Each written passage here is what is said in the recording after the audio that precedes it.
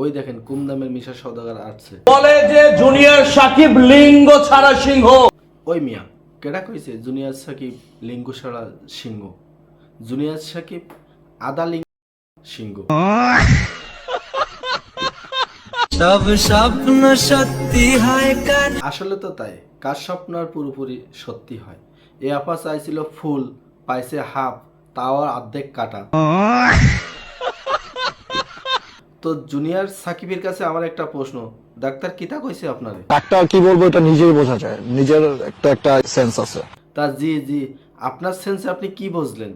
বাবা হওয়া সম্ভব আপনার? বাবা হওয়া সম্ভব, তো আপনি শিওর তো? 100% সম্ভব। তো এর থেকে বেশি আর কিছু বলা যায় না ভাইয়া, থ্যাংক ইউ। না না, এর থেকে বেশি কিছু বলা অসম্ভব আপনার দ্বারাই।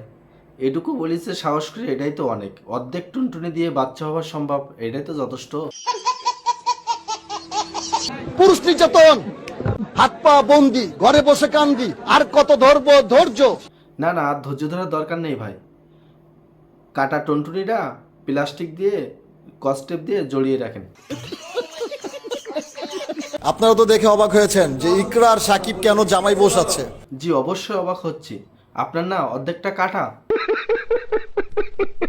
তো জামাই বউ ছাড়ছেন ভালা, তা বউর কাছে আমার একটা প্রশ্ন, অর্ধেক টুনটুনি নিয়ে বাসর ঘর কেমন কাটছে? অনেক ভালো লাগছে। অনেক ভালো লাগছে কিন্তু আমার ওয়াইফের কাছে। আর সবাই বলে তুমি নাকি আমাকে ছেড়ে চলে যাবা। কখনোই ছেড়ে যাব না। এটা একদম মিছে কথা কইছে রে ভাই। তা যাই হোক, সামনে পরিকল্পনা কি থা? সামনে পরিকল্পনা, সংসার করব, আমার বেবি হবে, সন্তানের বাবা হব। হ্যাঁ শিওর আপনি সন্তানের বাবা হবেন? আপনারা টুনটুনি অর্ধেক কাটা। তো বউয়ের মুখে শুনি, আপনার জামাই কি সন্তানের বাবা হতে পারবে? আমার তো মনে হচ্ছে অসম্ভব। আমারও মনে হয় না যে হতে পারবে, কারণ আমি যেগুলো দেখে আসছি ওগুলা বলা সম্ভব না আমার মুখে, কিন্তু আমি এটা বলতেছি যে পারবে না।